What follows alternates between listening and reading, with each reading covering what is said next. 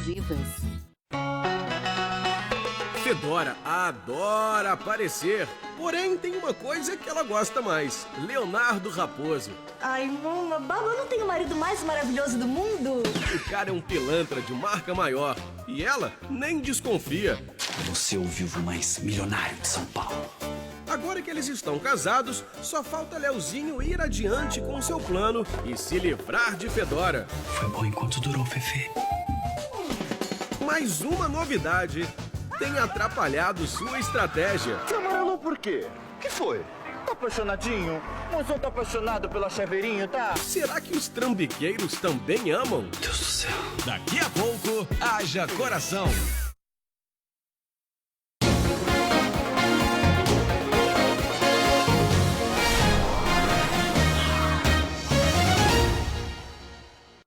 Olá, boa noite. O SETV segunda edição está no ar. Veja os destaques de hoje.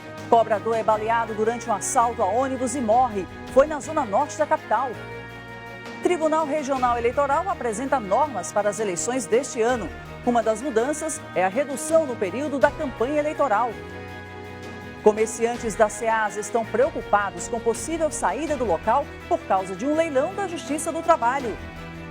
E ainda, no dia em que o Estatuto da Criança e do Adolescente completa 26 anos, profissionais relatam a falta de conscientização sobre os direitos da criança.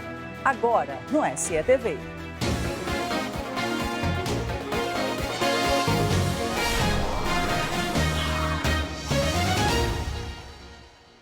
A gente começa esta edição, infelizmente, falando sobre a violência. Hoje, pela tarde, um cobrador foi morto durante um assalto a um ônibus da linha Bugio-Atalaia. O assalto ocorreu na zona norte de Aracaju. A polícia liberou as imagens do veículo, onde mostram a ação de 3 suspeitos. De acordo com a polícia, o assalto ocorreu à tarde no conjunto Bugio, zona norte da capital. As câmeras de segurança do veículo registraram toda a ação. Veja o momento em que os suspeitos entram no veículo. Este, de camisa azul, passa pela catraca, enquanto os outros dois, o de camisa branca e o de camisa vermelha, pulam. Minutos depois, os suspeitos anunciam o assalto e começam a roubar os passageiros. O de camisa azul se aproxima do cobrador e começa a pegar o dinheiro. Observe em seguida que um dos suspeitos aponta a arma para o cobrador. Logo depois, veja que o cobrador está praticamente de costas quando o suspeito atira e ele cai no chão. O cobrador chegou a ser levado no próprio ônibus para o Hospital de Urgência de Sergipe, o USE, mas não resistiu aos ferimentos. O cobrador foi identificado como David Jonatas Barbosa, de 26 anos de idade. O corpo está sendo encaminhado para o IML neste momento e a sociedade está preocupada. Até o mês passado foram registrados mais de 1.000 assaltos, mais que o dobro do mesmo período do ano passado, segundo o Sindicato dos Trabalhadores de Transportes Rodoviários. Nós vamos falar com o repórter Carlos França, que conversa agora com o coordenador das delegacias da capital, o delegado André Baronto. Boa noite, França. Boa noite, Suzane. Boa noite a todos. Pois é, Suzane, um fato realmente lamentável. Até agora, essa grande quantidade de assaltos, mas nenhuma morte. E o David foi o primeiro dessa estatística macabra. Ele deixa um filhinho de 3 anos. Nós vamos conversar com o doutor André Baronto para saber o que a polícia já tem, se já está avançando e como é que aconteceu. Boa noite, doutor Baronto. Doutor Baronto, a polícia já sabe como a coisa aconteceu, nós já mostramos nas imagens, né? Isso foi um fato trágico, uma ação covarde desses marginais. A Polícia Civil e a Polícia Militar já estão em campo. O delegado Marcelo Cardoso, o delegado da Delegacia de Combate a Roubo a Ônibus, já está em campo também, em contato direto com a Polícia Militar, um trabalho em conjunto. Nós não vamos descansar enquanto não prender esses marginais covardes e dar uma resposta à população. O senhor tem esperança que esse caso seja solucionado rápido, doutor André? Sim, com certeza, nós vamos dar maior celeridade a esse caso. Era um trabalhador, né, que estava no seu dia a dia, trabalhando para trazer o alimento para a sua família, que foi morto de forma covarde. Então, nós vamos colocar total prioridade nesse caso, vamos intensificar as investigações para tentar resolvê-lo no tempo mais rápido possível. Nós estamos vendo de novo as imagens, doutor André, e a gente observa que, como o senhor disse, foi um ato covarde. O jovem, o David, não reagiu em momento nenhum, ele simplesmente atirou. Isso, é um fato que chama a atenção, né? Ele já tinha retirado toda a renda, já estava saindo, o cobrador em momento algum reage, pelo contrário, dá as costas e nesse momento o marginal covarde atira nesse trabalhador. A comunidade está ajudando a polícia ou ainda precisa ajudar mais para localizar esses marginais? A população já vem colaborando muito, mas a gente pede que qualquer informação ligue para o 181, é o nosso disco de denúncia. Nós estamos interligados diretamente hoje, por toda a madrugada, com o 181, para qualquer informação ser repassada diretamente para a gente. É claro que a situação sempre preocupa, mas quando é uma morte fica pior. Sim, com certeza. Por isso, nós vamos intensificar os trabalhos. Muito obrigado, dona André. Nós vamos agora falar com o Francisco Reis, que é vice-presidente do Sintra, que é o sindicato dos trabalhadores de transporte. Sintra, lamentável, né? Desculpe, Reis, lamentável, né? É lamentável, a categoria está muito abalada e um pouco revoltada. A gente está aí recolhendo os carros para a garagem, porque a gente ia fazer esse recolhimento a partir das 22 horas. Mas a revolta da categoria é muito grande e a gente a diretoria do Sintra está tomando essa providência de os carros recolher até a garagem e a gente também amanhã não descarta uma paralisação do transporte coletivo da Grande Aracaju. Nada definido, mas também não nada descartado. Isso. Vamos sentar ainda daqui a pouco para poder conversar. Quer dizer, por enquanto eram assaltos, levavam dinheiro, ameaçavam as pessoas, agora uma morte. A situação fica bem pior. Porque a categoria já vem sofrendo, né? No ano passado nós fechamos o ano com 1.201 assaltos e 2 óbitos, de uma mãe de família e um policial. Esse ano nós já vamos com 1.121 assaltos, esse ano, e agora já tivemos um motorista esfaqueado e agora o óbito de um cobrador. Aí a situação está um pouco lamentável mesmo, tá? Aí a gente estamos aguardando, o secretário, Dr. João Batista, amanhã já está sentando com a gente, para poder traçar projetos para resolver essa situação. Nós vimos nessas imagens, a qualidade das imagens não é boa. Você não acha que está precisando por melhorar também a qualidade dessas imagens? Bom, a gente aqui já tivemos 4 reuniões já esse ano com o Dr. João Batista e a promessa dos empresários é sempre que eles iam mudar e dar qualidade a essas imagens. Eles ficaram na reunião e garantiram essa situação, né? Ok, Reis, lamentamos e muito obrigado. Pois é, Suzane, devolvemos para você. É isso mesmo, França. Lamentável a situação. Muito obrigada, uma boa noite. E assaltos a ônibus do transporte coletivo foi um dos temas discutidos hoje com o comandante-geral da Polícia Militar no SETV Primeira Edição. O coronel Marconi Vivaldi falou da fragilidade das leis, principalmente porque, segundo ele, a maioria dos assaltos é praticada por adolescentes.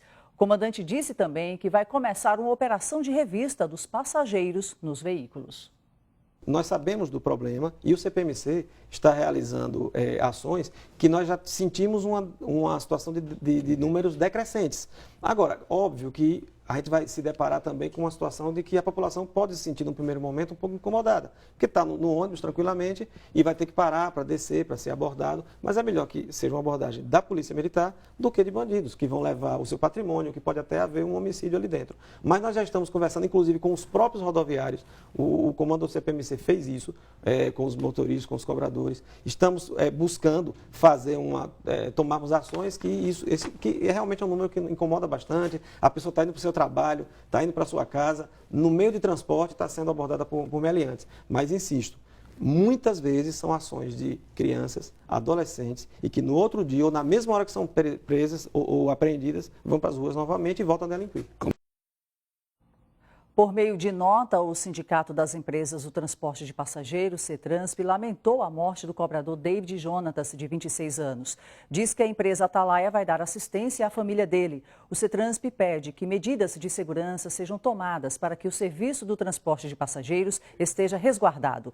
A cobertura completa deste caso você vai ver em nossa programação e amanhã em nossos telejornais. Os direitos da criança e do adolescente ficaram mais claros depois do Estatuto da Criança e do Adolescente, que hoje completa 26 anos. Mas quem trabalha diretamente com os problemas desses jovens diz que conscientização e humanidade ainda estão em falta. A juíza titular da 16ª Vara Cível comentou os avanços do Estatuto da Criança e do Adolescente nos últimos 26 anos e reforçou o papel do judiciário na missão de proteger. Precisamos efetivar os direitos e garantias, da criança e do adolescente.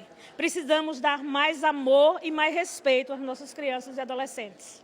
As campanhas que estimulam a adoção tardia são um desafio, já que os pretendentes à adoção geralmente buscam por crianças de 0 a 3 anos de idade. E às vezes há muitos pretendentes para uma mesma criança. E isso é que gera demora. né? Todo mundo quer o mesmo perfil, de 0 a 3 anos, branca às vezes, criança branca, menina, né? Então isso é que faz com que o cadastro, com que o perfil que se quer seja difícil de se conseguir. É a restrição do próprio cadastrado. Conselheiros tutelares e representantes da Promotoria da Infância e da Juventude também estiveram presentes. Os filhos não são propriedade dos pais. Os pais são os primeiros cuidadores, têm direitos e deveres, né, em relação ao poder familiar, que eu sempre digo que deveria ser dever familiar, né, porque essa criança é um ser em desenvolvimento, precisa da nossa proteção. O Estatuto da Criança e do Adolescente é o conjunto de normas para a proteção integral da criança e do adolescente inspirado na Constituição Federal. A seguir, comerciantes apreensivos com notícia de que a Ceasa, na capital sergipana, pode ir a leilão. Você tem aí imagens da Avenida Tancredo Neves, próximo ao terminal rodoviário Leonel Brizola, na zona oeste da capital. Trânsito lento no sentido sul. Agora 7h32. As maiores marcas, os menores preços. Não dá pra perder o Festival Grandes Marcas, Grandes Ofertas Ferreira Costa. Qualidade e preço baixo em até 10 vezes sem juros. Porcelanato tipo A 62 por 62 polido da Elizabeth, só R$ 49,90. Torneira para lavatório de mesa cromada da Deca, apenas R$ 139,00. Quer mais? Bacia com caixa acoplada Easy da Deca, só R$ 199,00. E o estoque é garantido. Leve tudo na hora. Grandes Marcas, Grandes Ofertas, só na Ferreira Costa. E aí, você tem feito as escolhas certas? Pense e faça como nossos vencedores. Desde criança eu tive a oportunidade de unir os estudos ao esporte. Esposa espetacular, muito dedicada em tudo que ela faz.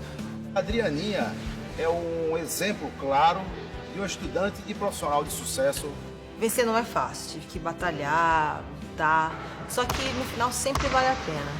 E o diploma vai ser a minha medalha. Vestibular Nassau. Inscreva-se já. Era um cômodo, incômodo, sujo como dragão de cômodo, úmido. Eu, homem da casa aos 6 anos. É um novo tempo, momento pro novo salvador do vento. Me movo pelo solo, onde reinamos. Que vai, que o sonho te traz coisas que te faz você. Então levanta e anda, vai, levanta e anda, vai. Play, levanta e anda, vai. Não importa o desafio. Quasar, não pare.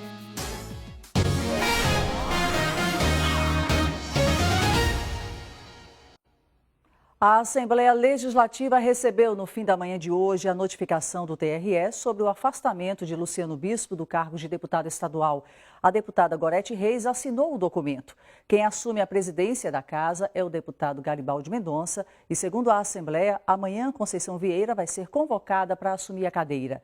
A assessoria disse ainda que Luciano Bispo ainda está tentando reverter a situação junto ao Tribunal Superior Eleitoral.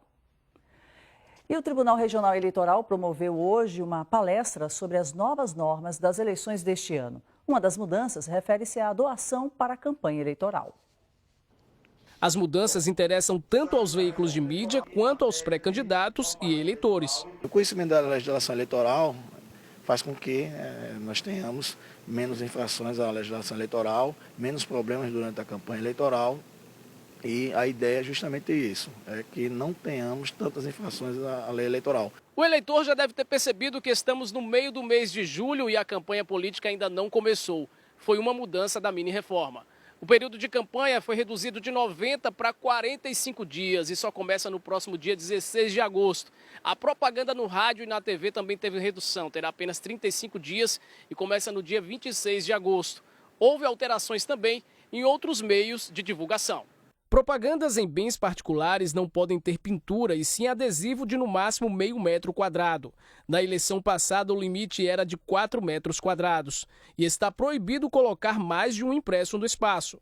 Em carros não é permitido mais o envelopamento, somente adesivo do candidato com tamanho máximo de 50 centímetros por 40 centímetros ou adesivo microperfurado em todo o vidro traseiro. Táxi e ônibus do transporte público não podem fazer propaganda. Bens de uso coletivo, como bares, restaurantes e faculdades, também não. Outdoor, bonecos, estandarte, placa estão proibidos. Em condomínios é livre a propaganda na área interna. Fica sob critério do regimento interno de cada propriedade. Carro de som pode ser utilizado somente entre 8 da manhã e 10 da noite. O volume do som deve ter no máximo 80 decibéis, com medição feita a 7 metros de distância. Trio elétrico pode ser usado somente para os discursos. Não é permitido nem telão com música e nem shows. Os comícios podem ser feitos entre 8 da manhã e meia-noite. Outro ponto da reforma é a doação para a campanha. As pessoas jurídicas não poderão mais fazer financiamento. Antes a lei admitia até 2% do faturamento bruto. As pessoas físicas continuarão financiando, podendo financiar até o limite de 10% do faturamento no ano anterior às eleições. E atenção para as redes sociais e sites. O coordenador das eleições, Marcelo Gerard, alerta que o político não pode divulgar pesquisas sem registro no TRE. Apesar de haver menos proibições para a internet, se até o próprio eleitor compartilhar algo que configure crime eleitoral, também poderá ser multado. A propaganda eleitoral na internet não pode ser paga, não pode se contratar pessoas para fazer propaganda na internet. Também não pode ser anônima.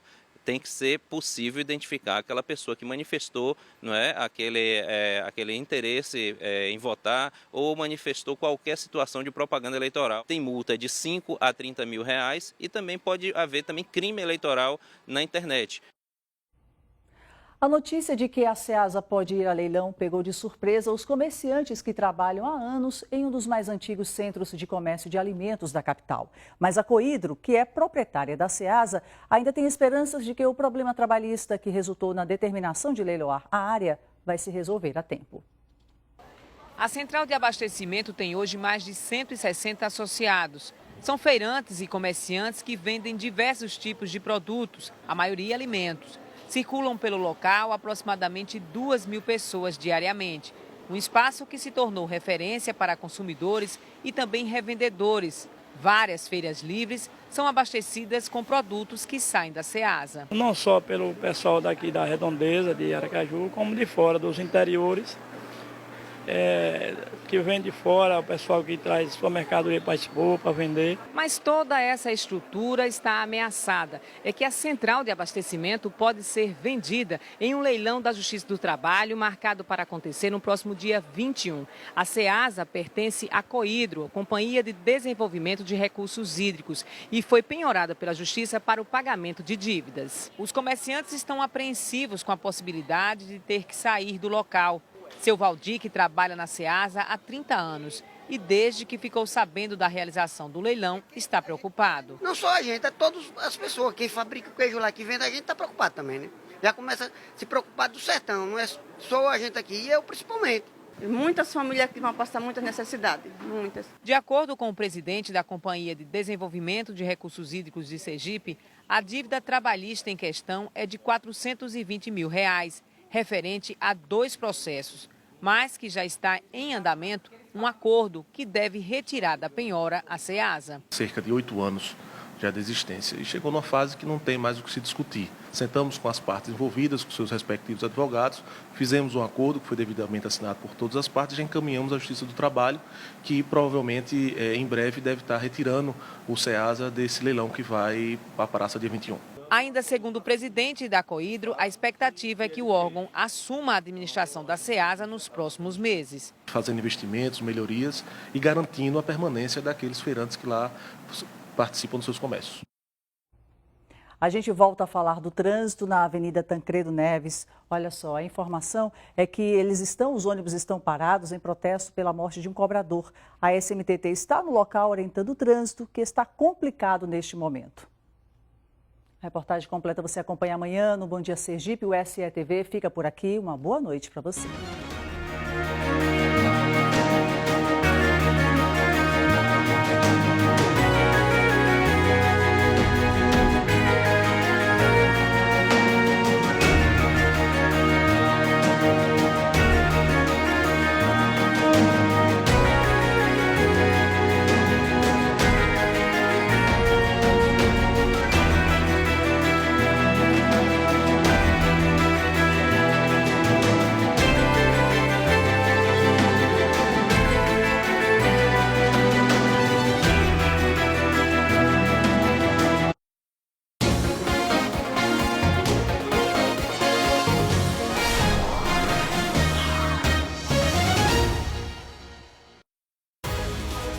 Hoje, depois do Jornal Nacional, Velho Chico. Em seguida, Atlético Nacional da Colômbia e São Paulo pela Libertadores. Logo depois, Profissão Repórter.